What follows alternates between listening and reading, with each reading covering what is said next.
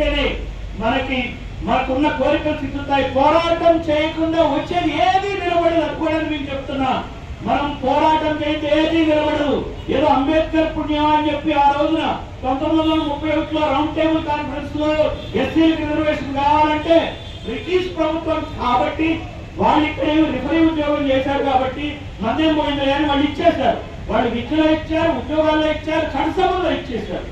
అదే కాన్స్టిట్యూషన్ రాగానే మనకి 1947 స్వాతంత్రం వచ్చినాక రాజ్యాంగం వచ్చినప్పుడు ఎగైన్ అంబేద్కర్ పుణ్యమే ఎస్సీలతో పాటు ఎస్టీలకు కూడా రిజర్వేషన్ వచ్చినాయి.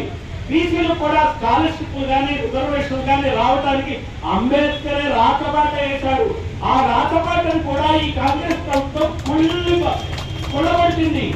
రాష్ట్ర ప్రభుత్వం ఇక్కడ ఉన్నటువంటి ఆంధ్రప్రదేశ్ ప్రభుత్వం బీసీలకు రిజర్వేషన్ ఇవ్వడానికి 25 సంవత్సరాలు తీసుకునే రిజర్వేషన్ వచ్చినాక మన స్వాతంత్రం వచ్చినాక, అలాగే సెంటర్ లో ఓబీసీ రిజర్వేషన్ ఇవ్వడానికి స్వాతంత్రం వచ్చినాక ఉన్న ప్రభుత్వాలు 45 సంవత్సరాలు తీసుకున్నాయి.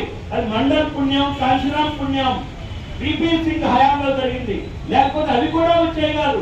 ఏ రోజునైనా సరే వీళ్ళు కులగణన చేయడానికి భయపడతారు. ఎందుకు భయపడతారంటే మీకున్న ఇక్కడున్న నెల్లూరు జిల్లాలో 7 సీట్లలో కనీసం ముగ్గురు బీసీలకు ఇవ్వాలా.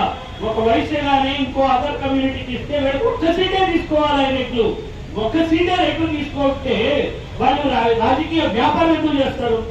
కోట్ల డబ్బులు కాంట్రాక్టులు చేసుకుని ఇక్కడ ఎందుకు పంచుతారు చెప్పండి. అందుకని చెప్పి వాళ్ళు రాజకీయాన్ని వదిలేయాలి.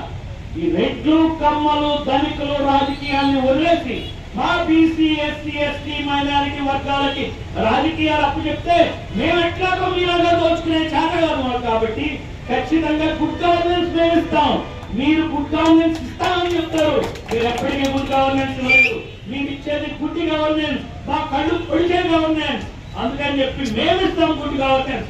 సరిగ్గా ఎలా పాలన చేయాలో, మా సెక్షన్స్ కి మేము ఎలా సేవ చేసుకోవాలో మాకు తెలుసు. మేము ఆ రకంగా ముందుకు వెళ్తాం. అందుకని చెప్పి ఈ 2 పార్టీలని దూరంగా పెట్టుకోవాలి.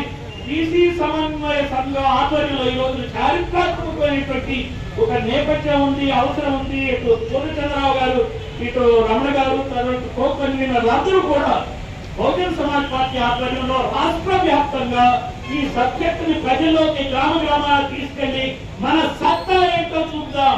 జై భీమ్, జై పులే. వర్ధిల్లాలి వర్ధిల్లాలి